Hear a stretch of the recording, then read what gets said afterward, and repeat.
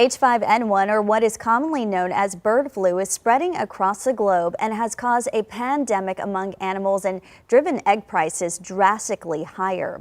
But is it a threat to humans? KENS 5's Jeremy Baker finds out from the experts.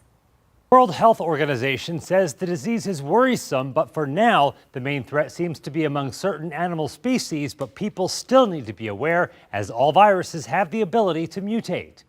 Fortunately, the overall risk for people right now at this point is considered to be low. There are a few people that have contracted bird flu, but it doesn't seem to spread well from person to person. Since 2003, there have only been 873 human cases of H5N1. The problem is the fatality rate. Among those cases, 53%, or about 1 out of every 2, were fatal. That's 50 times the mortality rate of COVID and 250 to 500 times more deadly than seasonal flu.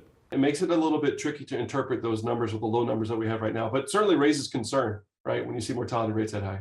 Avian flu symptoms are a lot like the flu and include a high fever, cough, sore throat, muscle aches, and pneumonia. Even though this is mainly a threat to the wild bird population right now, Dr. Bowling says it still needs to be monitored.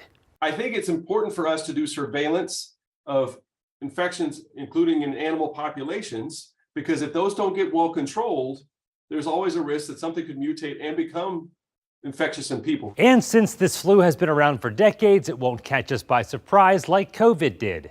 I think this is a good sign in a way that we're aware of it, we're tracking it, we're looking at measures proactively as opposed to reactively like we had to with SARS-CoV-2.